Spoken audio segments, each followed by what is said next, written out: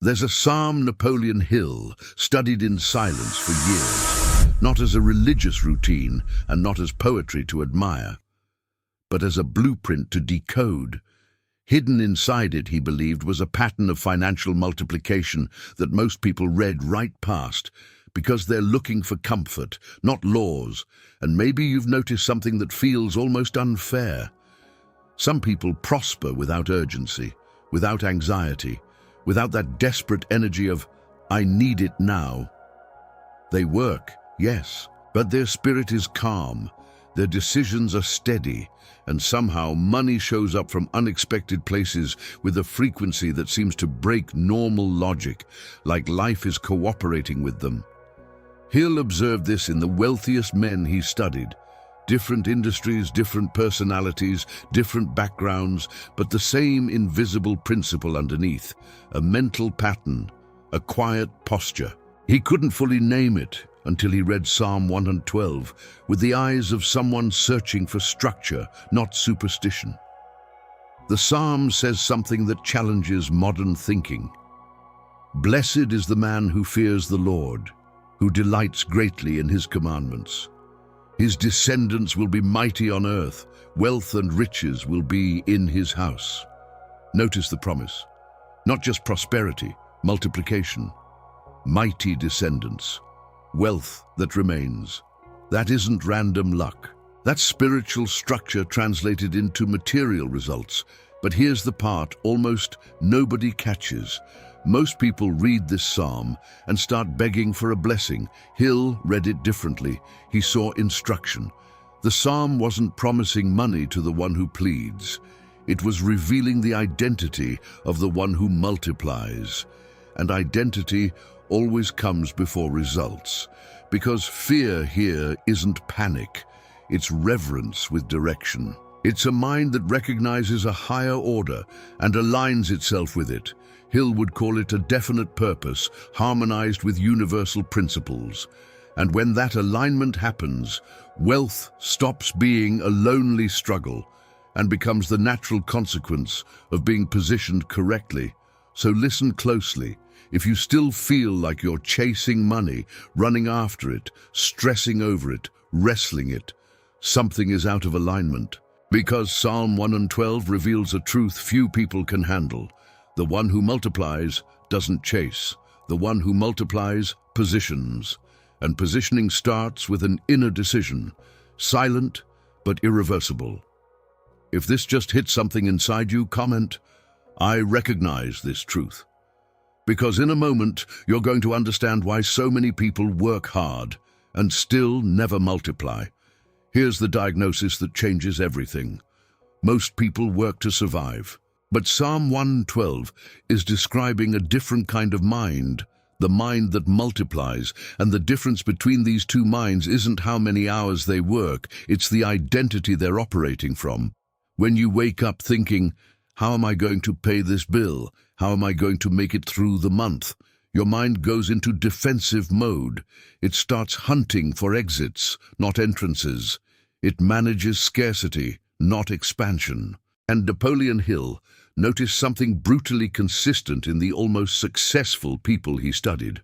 Many of them worked just as hard as wealthy people, sometimes harder, but they were running their lives from a constant inner message of lack. And what you sustain with emotion becomes instruction to the subconscious. Psalm 112 says, "Wealth and riches will be in his house." It doesn't say maybe. It doesn't say if the stars align. It says will be, future tense with present certainty. That's the language of someone who already accepted the identity before the evidence arrived. This is where Hill's most surgical insight comes in. The invisible enemy is not poverty. It's the survivor identity. When you see yourself as someone trying not to sink, every gain becomes temporary relief, not multiplication. You earn and spend, earn and panic, earn and lose. Because the survivor identity rejects growth, expansion feels dangerous. It feels like something you'll have to protect, and you're already tired. So the subconscious keeps you close to the familiar ceiling, because it believes the ceiling is safety. But Psalm 112 describes the opposite mindset. He will not fear evil tidings. His heart is steadfast, trusting in the Lord. That is the multiplying mind. It doesn't react to every external headline. It doesn't fall apart when numbers fluctuate. It holds an inner state of provision even before the outer world confirms it. Hill would call that applied faith. Not passive hoping, but an operating conviction that organizes thought, emotion, and action in the same direction. Let me say it in a way your nervous system can understand. If your peace disappears every time the bank app opens, you're not dealing with money. You're dealing with identity. And when identity shifts, money stops being a threat and becomes a tool. So if this is landing for you, write this in the comments right now. I feel this truth. And if you want more teachings like this, wealth, mindset, discipline, and spiritual alignment, subscribe to Wealth Rewired and turn on notifications, because what comes next is the detail almost nobody sees, and it changes your relationship with money for good. There is a moment when the mind stops asking and starts declaring. And that is exactly where financial multiplication activates. Napoleon Hill didn't discover this by accident. He saw it as a pattern while studying Psalm 112, the way a scientist studies a law, looking for sequence, cause, and effect. And what he found was simple on the surface, but disruptive at the root. The psalm says, "He has dispersed abroad, he has given to the poor. His righteousness endures forever. He conducts his affairs with justice." Notice the order. It's not saying he gives because he has extra. It's revealing that the multiplying mind behaves like abundance before abundance is visible. This is not about reckless spending or trying to impress God. This is about a posture that understands something most people never learn. Money is flow, not a trophy. And flow needs movement. When you clutch everything with fear, you freeze the cycle. When you move resources with intelligence and purpose, you activate circulation. And circulation is where expansion lives. Hill called this a form of seeded consciousness, not superstition, conditioning. Because when you give from a place of abundance, even in small ways, you train the subconscious to accept overflow as normal. And once the subconscious accepts overflow as normal, it begins to notice opportunities that were invisible before. Ideas, connections, timing, and doors that your scarcity identity would have ignored. Here's the metaphysical pivot few people teach correctly. Multiplication doesn't begin with what you receive. It begins with what you allow yourself to release. Because release is a signal. It tells the subconscious, we have enough. We are safe to expand. That doesn't mean you give blindly. Psalm 112 also says he conducts his affairs with justice. That implies order, integrity, stewardship. In Hill's language, generosity without wisdom is emotion, but generosity with alignment is power. And here's the stabilizer that keeps you from panicking while the cycle builds. He will never be shaken. His heart is steady. That's not a mystical promise. That's psychological stability. Wealthy people rebuild faster because they don't collapse internally when things shake externally. Their identity isn't hanging on one paycheck or one deal. Their mind is trained to generate, protect, and multiply. Now I want you to do something that takes 30 seconds, but starts reprogramming your inner financial posture. Close your eyes for a moment. See yourself as someone who has more than enough. Not fantasy, presence. See yourself paying bills without tightness, investing with clarity, giving without fear, choosing without desperation. Feel what it does to your breath when you're not negotiating survival. That feeling is not pretending. That feeling is installation. If you're beginning to understand this, comment, "I'm getting it," because next you're going to learn how to turn this awareness into a daily practice that creates measurable, concrete results. Now we reach the point where awareness must become commitment, because Psalm 112 wasn't written to be admired, it was written to be lived, and Napoleon Hill understood something most people avoid. Knowledge without application becomes decoration. It looks spiritual, it sounds intelligent, but it produces nothing. So let's get practical. The psalm says, "He will not fear bad news. His heart is firm, trusting in the Lord." If that sounds too spiritual, translate it into Hill's language. The multiplying mind does not emotionally react to every external swing. It holds a stable inner frequency, and stable frequency attracts stable opportunities. Here's the daily ritual that turns this into a mental habit. Every morning, before you touch your phone, before you check your bank account, before you let the world inject fear into your system, you will do a 60-second internal declaration. This is not a desperate prayer. This is identity positioning. Say it quietly with presence. I manage with integrity. I give with intelligence and generosity. Wealth and prosperity live in my home. I do not fear bad news because my heart is steady. I multiply because this is my nature, aligned with higher principles. And it sounds simple. That's why it works. Hill taught that repetition with emotion is the language of the subconscious, and the subconscious doesn't debate, it executes. If you repeat this daily for 21 days, something shifts silently. You start making different decisions without forcing it. You stop agreeing to deals out of panic. You stop spending to soothe anxiety. You begin to choose long-term over short-term.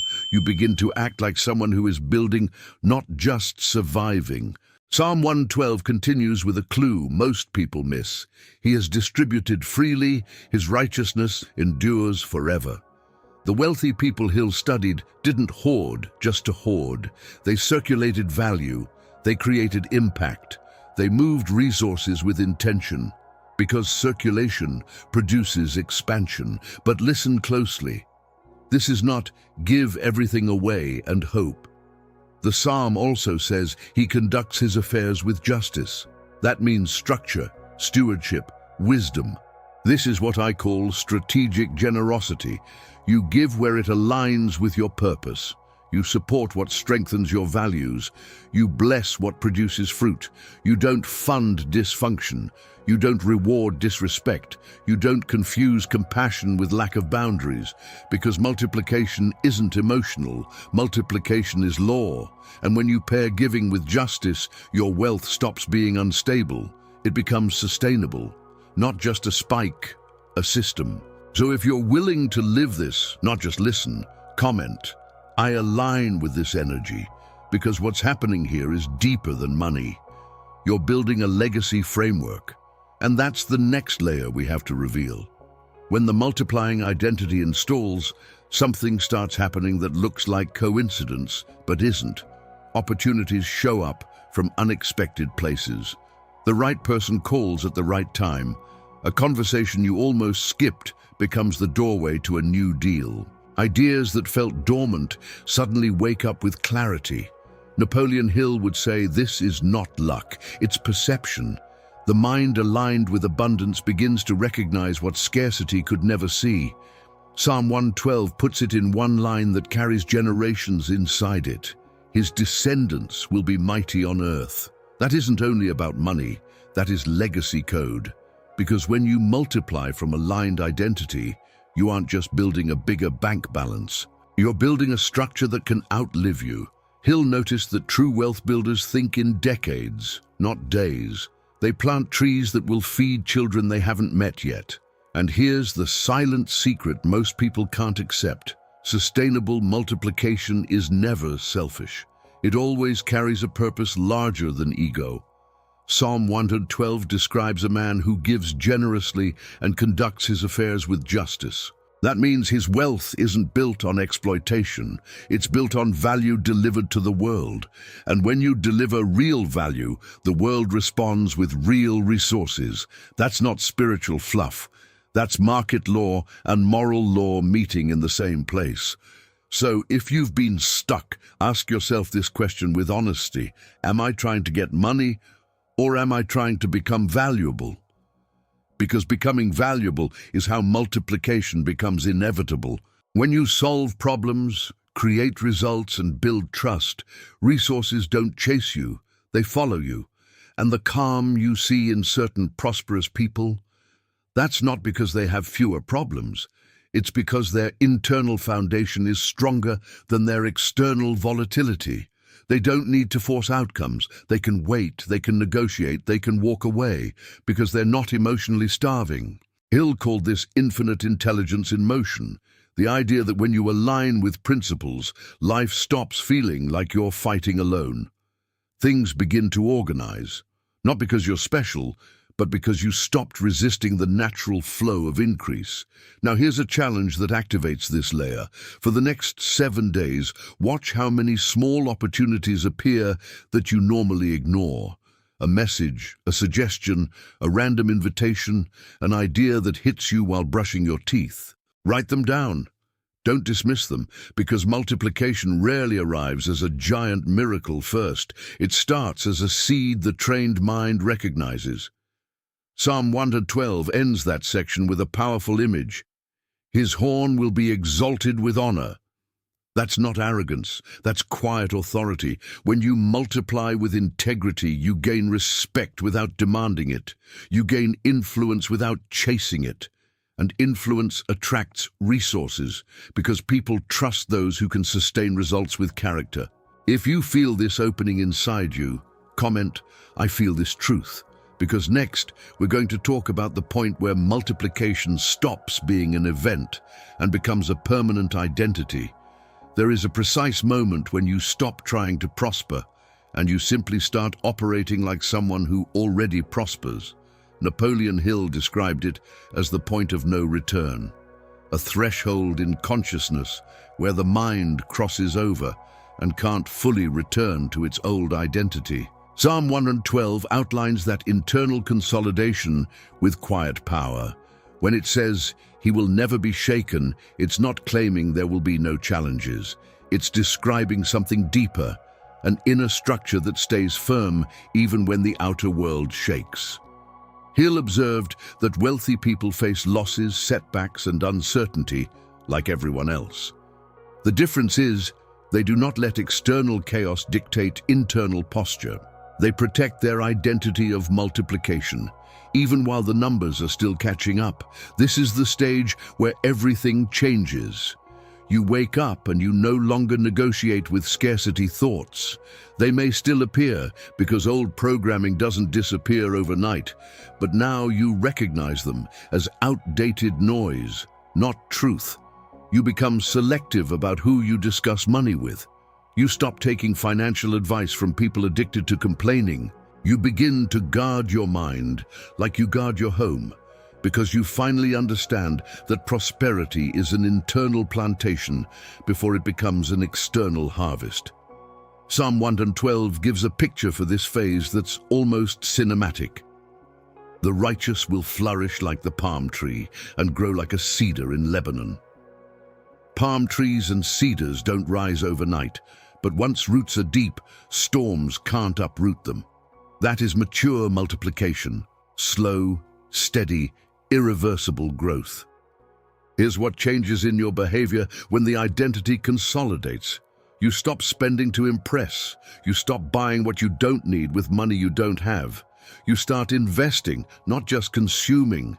You honor commitments without drama. You pay on time. You plan ahead. You organize your resources, because now you conduct your affairs with justice, exactly as the psalm says. And something even more subtle happens. You start feeling peace as you grow. No more strange guilt about having more. No more fear that God will punish you for wanting abundance. You begin to understand that prosperity with integrity doesn't offend the Creator. It honors Him, because you were built to multiply, not to shrink. Even Proverbs echoes this kind of wisdom. Disciplined stewardship and righteous action create stability over time, not chaos. Hill taught that when the mind accepts a new identity, the body follows. You wake with more energy. You decide faster. You execute with consistency.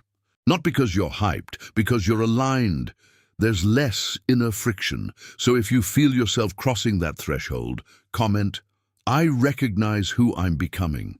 Because there's still one essential piece left, the complete integration between spiritual alignment and practical action, where multiplication stops feeling like effort and starts flowing like a natural system.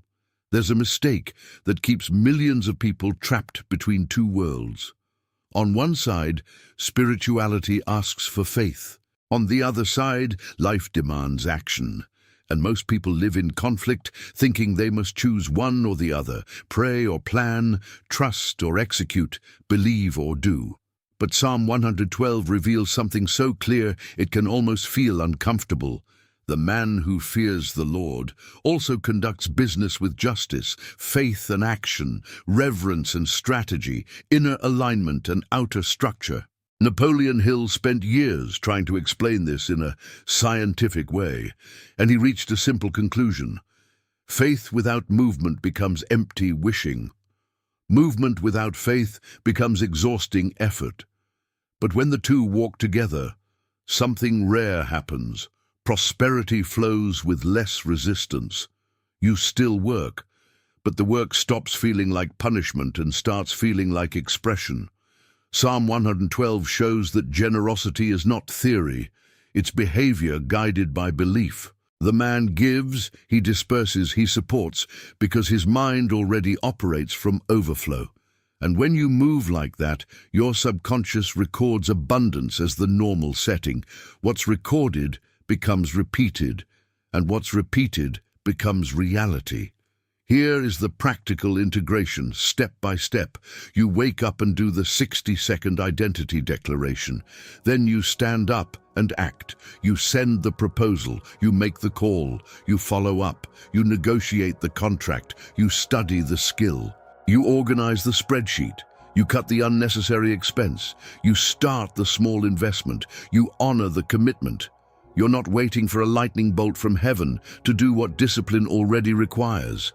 The sign was planted the moment you received purpose. Psalm 112 also says his righteousness endures forever. In real terms, that means he doesn't get rich today and collapse tomorrow. He builds on a foundation.